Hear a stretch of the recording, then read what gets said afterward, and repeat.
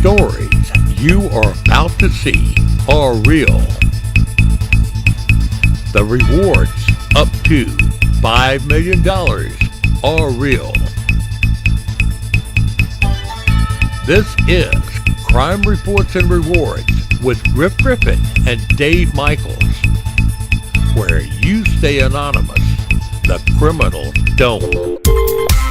I'm Dave Michaels with this week's edition of Spot Crime, where we highlight crimes reported in the CSRA. We've had 53 assaults around the CSRA. They took place on the 400 block of Colorado Street, the 1700 block of 4H Club Road, the 1700 block of Watkins Street, the 4600 block of Peach Orchard Road, the 3300 block of Blanchard Road, the 500 block of Bennock Mill Road, the 400 block of Hale Street, the 100 block of Bertrand Court, the 2500 block of Blueberry Drive, the 1600 block of Apple Valley Drive, the 2100 block of C Street, the 1800 block of Derby Drive, the 2500 block of Waterfront Drive, the 500 block of Hines Street, the 100 block of Blackberry Lane, the 100 block of Avondale Lane,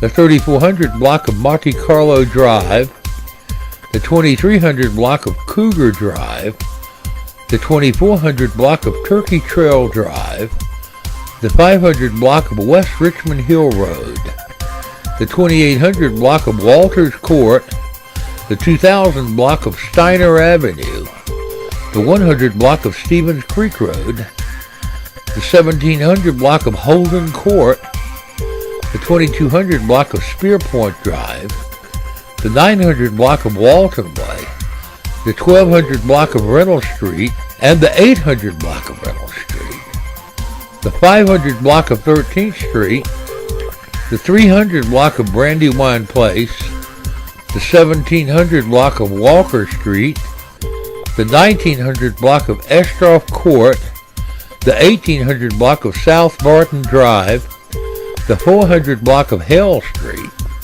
the 2100 block of Bayville Road, the 200 block of Green Street, the 1700 block of Kissing Bow Road, the 4100 block of Daisy Lane, the 2800 block of Fleming Drive, the 400 block of Highland Avenue, the 2300 block of Muir Drive, the 1600 block of Ramsey Street, the 2500 block of Thomas Lane, the 3300 block of Milledgeville Road, the 2200 block of Darlington Drive, the 500 block of 13th Street, the 1500 block of Pies Court, the 3800 block of Kathleen Road, the 2000 block of Firmwood Court, the 2000 block of First Avenue, the 2200 block of Rozier Road, and the 3000 block of Steerling Drive. We've had 49 burglaries around the CSRA. Took place at the 400 block of Deansbridge Road, the 2300 block of Mason Road, the 2000 block of Dudley Drive, the 500 block of Bennock Mill Road, the 1700 block of Essie McIntyre Boulevard, the 1000 block of Megan Lane, the 1900 block of Olive Road, the 3400 block of Peach Orchard Road, the 2300 block of Wrightsboro Road, the 200 block of Tubman Street, the 1700 block of McAlley Street, the 2600 block of Barton Chapel Road, the 2500 block of Oak Springs Drive, the 1400 block of Goshen Road, the 1700 block of Dexel Avenue, the 3900 block of Lay Street, the 800 block of Almond Place, the 1400 block of Hepzibah McBeam Road, and the 900 block of Hepzibah McBeam Road, the 4400 block of Forest Road, the 2100 block of Pepperidge Drive, the 2500 block of Rhodes Drive, the 500 block of Skyview Drive, the 100 block of Julius Drive, the 1200 block of Troop Street, the 1300 block of Skinner Mill Road, the 2000 block of Wrightsboro Road, the 2200 block of Leeway Landing, the 2000 block of Shirley Avenue, the 900 block of Boyd Lane, the 4300 block of Clemens Road, the 2400 block of Southdale Drive, the 1600 block of Goshen Road, the 2500 block of Wrightsboro Road, the 200 block of Carroll Road, the 2400 block of Central Avenue, the 3000 block of Parish Road, the 3600 block of Chuncular Court, the 2600 block of Polo Court, the 200 block of East Telfair Street, the 100 block of Tybee Court, the 1500 block of Heath Street, the 1300 block of Augusta West Parkway, the 3600 block of Kentwood Drive, the 600 block of Canterbury Drive, the 2700 block of Margate Drive, and the 2000 block of Broad Street. Had one charge of damage to property on the 2100 block of Tubman Home Road. We've had two charges of arson on the 1400 block of Perry Avenue and the 1700 block of Olive Road. We've had one kidnapping on the 900 block of Berman Street. We've had two charges of reckless conduct on the 2100 block of Service Drive and the 3600 block of Meadowlark Road, and two charges of robbery on the 1200 block of Huntington Drive and the 4300 block of Deansbridge Road. If you know anything about these crimes or any other crimes, call our toll-free tip line at 1-800-222-TIPS or email your tip to tips@AugustaCrimeStoppers.org, where you may remain anonymous and may get a cash reward. The suspects featured in these images are wanted in connection with a residential burglary at 3404 North Kensington Drive on 9/20/2013. The suspects should be considered armed and dangerous. If you see them, do not approach or let them get close enough to shoot you, hijack your car, or take you hostage. If you think you know who or where these subjects may be, please call investigator Aaron Hans or any other investigator at 706-821-1024 or AugustaCrimeStoppers.org at 1-800-222-TIPS or text to 803-441-UP-HIGH or email your tips to tips@AugustaCrimeStoppers.org, where you can remain anonymous and get paid. Okay, we know what you're thinking. One looks like a Michael Jackson zombie from the music video Thriller. However, he passed on, so we're pretty sure it's not the gloved one. But at least he made it easy for you to spot him. If you do, you could get paid up to $1,000. Augusta Crime Stopper fan Rosemary Forrest comments on our Augusta Crime Stoppers Facebook page, "Why is it legal to keep dogs chained up outside? They've only got plastic crates meant for transport as shelter and never get any exercise. Their owner never even speaks to them. This is suspicious. They're being isolated, taunted by the other dogs, tied up in the other corners of the yard, and nothing good will come of it. And it's just plain cruel. Why is this legal? Oh, that's right, it's Harrisburg." To which Augusta Crime Stoppers replied, "Rosemary, we wish all animal owners were as conscientious as you, but it's a cruel, fallen world out there, and some pets don't have it as good as our Watson. If you see someone staking out their dog, they may be violating more than animal cruelty laws." To which Rosemary Forrest replied, "One of my neighbors was recently caught with his pit bulls killing another dog. He was ticketed for it like running a stop sign. These people operate in the dark, not in the open. We need laws that prevent this kind of treatment so we can stop dog bites and other violence." To which Augusta Crime Stoppers replied, "There's already some pretty good laws. It's getting the evidence needed to return a conviction to the solicitor's office. Once a few of these real bad guys are jailed, then hopefully it will send a message." Crime Stopper Casey Troyer writes, "Reporting dogfighting can save dogs' lives and earn tipsters rewards up to $5,000. The Humane Society of the United States has a national hotline, 877-TIP-HSUS, and offers $5,000 for tips leading to arrest and conviction of dogfighting or cockfighting participants. You can also order an action pack via email to help spread the word, and check out their Taking Action page for more information on how to help. Pitbull Rescue Central offers a list of links to organizations who offer rewards for tips leading to the arrest and convictions of blood sport participants on their rewards page. The ASPCA offers a wealth of information regarding dogfighting, including the history of the quote-unquote sport and how you can help put a stop to it. If you know of a staged dogfight in progress, contact your local police department and follow up with the HSUS, the local media, and anyone else who can help the situation. This is not a game or a sport. It's animal cruelty, and its human participants are criminals who are often associated with gangs, drugs, illegal weapons, and much more, along with the dogfight. Let's face it, folks, crime can strike at any time, and we have to do all we can to make ourselves and our homes a safer place. Quit just talking about it and just go ahead and do it. Please, go down to your local Humane Society and adopt a good watchdog. For around $100, you get the dog that has already been fixed, had all its shots, with an ID chip in every dog. I prefer a big dog with a big bark. Crooks will not usually hit the house with the aggressive bark behind the door. Just think, a good watchdog might just be the right move for you in these very dangerous times of crimes. 911.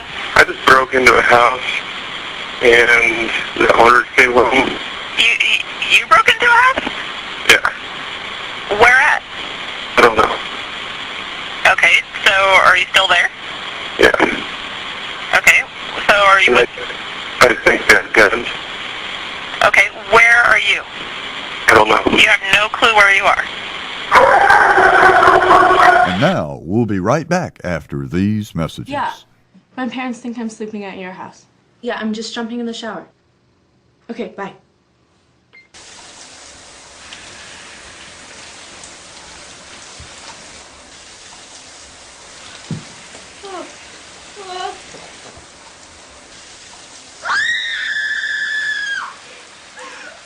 Don't do it. Don't do it. The Richmond County Sheriff's Office is asking for your help IDing these two burglars. The older black male at the top broke into the Get It To Go mini market at 3379 Milledgeville Road and wouldn't even smile for the camera. But his broad nose and skinny bowed legs sure stand out. This lighter-skinned, younger black male at the bottom of your screen broke into the Thrifty supermarket at 232 Sandbar Ferry Road on September 4th and left behind lots of hair care he sure could use. Know who or where either one of these black male burglars are? Then please call Investigator Lieutenant Calvin Chu at 706-821-1080 or Crime Stoppers at 1-800-222-TIPS or text to 803-441-8744 or email your tip to tips@AugustaCrimeStoppers.org, where you can remain anonymous and get paid. The Richmond County Sheriff's Office is requesting the public's assistance with locating the white male and black female pictured in the above links. On 4 separate occasions between the hours of 0100 and 0500, the male and female entered the BP station Kangaroo convenience store located at the corner of Deansbridge Road and Wheelus Road and shoplifted several cases of beer before exiting the business without rendering proper payment. The suspects were last seen leaving the area in a red or burgundy Buick Skylark during each occurrence. If you think you know who or where these subjects are, please call Sergeant Michael Shane McDaniel Sr. or any other investigator at 706-821-1080 or Crime Stoppers at 1-800-222-TIPS or email your tips to tips@AugustaCrimeStoppers.org, where you can remain anonymous and get paid. And now, this Crime Reports and Rewards, special report. Surveillance video from the Washington Navy Yard released by the FBI shows that murderer Aaron Alexis had minimal skill with his firearm, suggesting that if military officers were allowed to carry firearms on base, the outcome might have been much different. The 30 seconds of video security footage include Alexis' Toyota Prius entering a Navy Yard parking facility before it shows him following another employee through the door into Building 197 with the computer bag holding his disassembled shotgun and ammunition slung over his shoulder. The FBI video then cuts to footage of Alexis hesitating in an empty corridor with his cut-down shotgun before he descends a flight of stairs and enters another office hallway through glass doors, using his trigger hand to open the door before darting furtively across the hallway. Alexis then peeks his head around the corner to assess the situation and trots to a row of cubicles before the video ends. The limited footage shown strongly suggests that Aaron Alexis had minimal competence with his firearm and little to no training beyond what he picked up from the movies and video games. If military officers in the building carried firearms, or if Marines on site trained for close quarters battle were allowed ammunition, they would have been able to control choke points within the building. Marines with M4 carbines or shotguns could have easily stopped Alexis as he hesitated in the empty corridor or at the moment when he entered the fatal funnel of the glass stairwell doorway, where Alexis let down his guard and took his trigger hand away from his shotgun, rendering him an easy target to anyone guarding the access point. Many have blamed a Clinton-era order for Fort Hood and the Navy Yard becoming gun-free zones. The question is whether the Obama administration will reverse the policy after 28 have been murdered and 40 injured in on-base mass shootings on his watch. If he'll let those who defend us defend themselves, he's for us. If he won't, he may be against us. Remember, it was Obama who identified SEAL Team 6 as the SEAL team that took out Osama bin Laden. If he had not told the Muslim Brotherhood which SEAL team took out bin Laden, the terrorist could not have known to shoot down SEAL Team 6 right after they killed bin Laden. If you look back, SEAL Team 6 was the first Black Ops group ever to be named by a sitting president, because everyone knew that naming them would result in their deaths. In just days, Obamacare will begin wiping out jobs as fast as they wiped out SEAL Team 6. Are you ready for record-breaking numbers of neighbors to start losing everything they own, starting with their jobs? Here are some unsolved murders police need your help solving. 22-year-old Shanta White was gut shot and left to bleed to death while talking on a cell phone in front of her home on Raleigh Drive. Her unborn baby died with her June 1st. 41-year-old Tyrone Parrish was shot in his home on Exuma Drive, December 23rd. In 2008, 79-year-old Robert Lee Smith was found beaten to death in the backyard of his Kent Street home, November 21st. In 2006, 48-year-old Deborah Fortunato Deal was reported missing from her home on Woodbine Road, April 25th. Police investigated the case as murder, with her husband John being the prime suspect. Then 46-year-old Robert Lee Dorsey was found stabbed several times at his Deansbridge Road apartment September 18th. In 2005, 31-year-old Steve Martin and 29-year-old Michael Anthony Bogans were chased down in the parking lot and both shot in the chest after a fight at Gunther's Lounge on Martin Luther King Boulevard, November 12th. In 2003, 16-year-old Renardo Newton was shot a block from his home on Old Savannah Road hours after a fight with a group of people.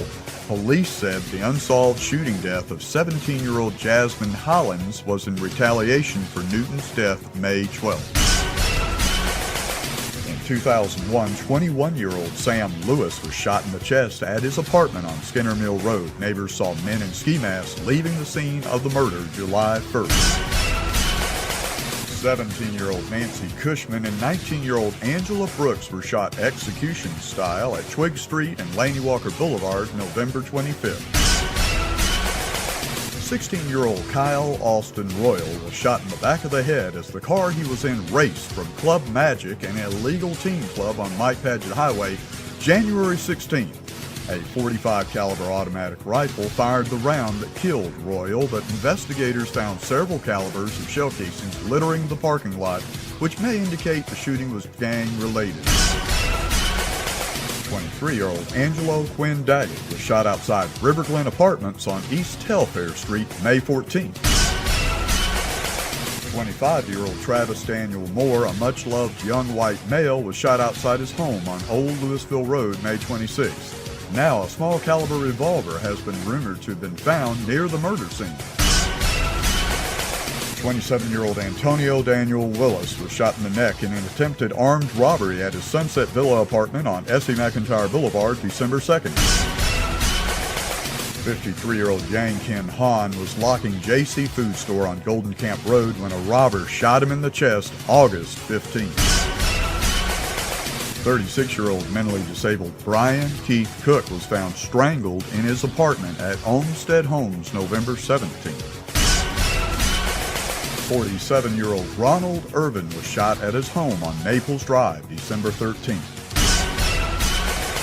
52-year-old Teresa Leah McElderry's body was discovered dumped on Brett Phillips Drive after likely being murdered somewhere else September 11th. In 2011, 25-year-old Franklin Lilo Smith was found on Portland Street in Hepzibah with a gunshot wound to the lower back February 5th. 19-year-old Katrina Beatrice Evans was found in her Amsterdam Drive apartment 5 days after being stabbed several times August 25th, leaving behind her 13-month-old child who was still clutching her mother when found. 27-year-old William Carter was shot during a home invasion in his home on Audubon Place October 19th.